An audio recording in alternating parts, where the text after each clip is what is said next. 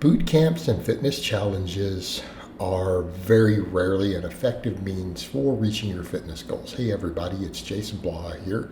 And when I say this, I know it's going to be an unpopular opinion. A lot of people who make money off of these things are going to be upset. But here's the thing that I would ask you. How do most people who are extremely fit, even if they've come from a place of being really unfit, right, having lost 100 or more pounds of body weight and have maintained extremely fit, athletic bodies and physiques for years and years afterwards? What is it they all have in common? Consistency. It's all consistency. Okay? Does anyone out there listening, do you really and truly think something to kickstart your progress is going to give you consistency? Okay? That's not how we get there. It's consistency, guys.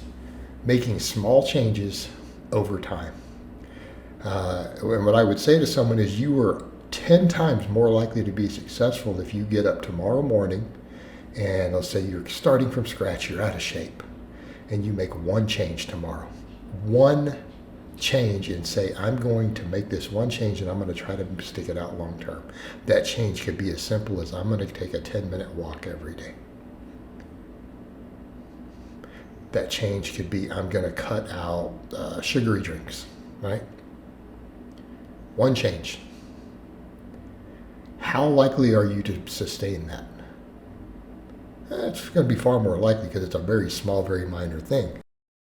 And what I can tell people as someone who coaches quite a few elite lifters, I have put people on the world platform in powerlifting. I've competed at that level myself, qualified at that sort of level. Nobody gets anywhere by making big changes. That is nonsense. That is nonsense that is sold by industry to sell you BS programs, to sell you BS boot camps, BS products, BS fad diet systems. None of that works. What works is very, very, very, very small changes over time. Right? When I am training either myself or another serious lifter, we don't come in and increase our workload by 40% in 1 week. We don't do that. It doesn't work. The human body responds to very small changes. Psychologically, we respond to very small changes. And if those changes are so small that we barely notice them, it is far easier to stick them out. And so the first thing I would ask with any of these challenges or the boot camps, it's something that someone does, is you can do that every day for the rest of your life? What? The boot camp that you're going to, do you see yourself going to that boot camp every single week 7 years from now? If you say that you don't think that you're going to continue that boot camp for the next 7 years consistently without missing a week, then it's probably a waste of your time. Okay? But I need the shock and the motivation. No, you don't. That's not how you successfully do these things. That is not the path to success. And I'm saying that as someone who does this full time, coaches full time, has lost over 100 pounds of body fat before. That is absolutely the path to failure. And it's funny how the people who repeatedly fail are the ones who seem to think it's the path to success. That's the thing I would say to those same people. If you knew what worked, you would already have reached the goal. If you knew how to properly implement it, you're like, oh, this sounds like a great idea. Right? Well, you've not been successful. So maybe your idea of what's the correct way to do it may not be very good. And I'm telling you, as someone who coaches people successfully, someone who's done it successfully, that is the path to failure. That is the path with the very highest probability that you are going to drop out and quit. You tried to do something too extreme, thinking I'm just going to get fast results and kickstart my results. Well, that's not how it works. Small changes. Make a small change today. Make another small change in 3 days. Make another small change next week. Make changes that you say, you know, I could keep doing this. This is easy. I can do this. Not, oh man, this is hard. Yeah, that's a problem. Shouldn't feel hard. Especially not the things you do early on while establishing the habits, because then you're going to associate getting fit and healthy with doing hard stuff. Yeah, that's not a good starting path. Now you're already associating any chance of getting results with being hard, being difficult.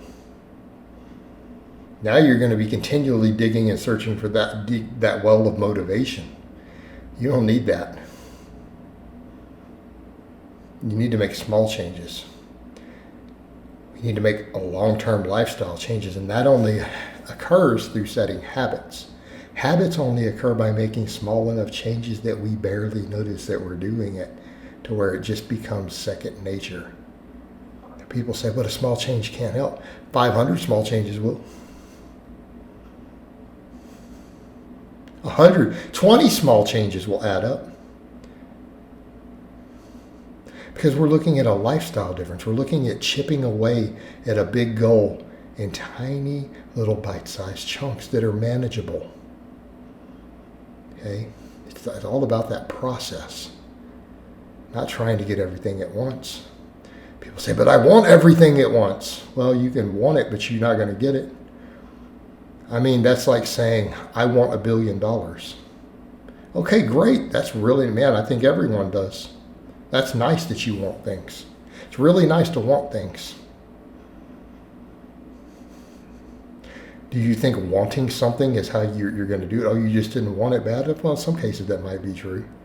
But wanting it bad enough means that you find a way to do it. If you want something bad enough, you will find the process to do it. And to find the process to do it effectively. And in the case of fitness stuff, it's making small enough changes that they stick. And to keep making small changes until each little small change sticks. And once you get to 100 of them, your lifestyle is dramatically changed, and it happened so slow that you didn't even notice. Now you just have good habits. Okay? Solution is not a boot camp. It's not a fitness challenge. You do those because you're bored and you're fun maybe later. You just want to do it for fun. Okay. I'm not a fan. I don't think they work. I think they're counterproductive, says me. All right, guys, but that's really all I have to say on that today. I hope it's been informative, and I'll talk to you guys next time.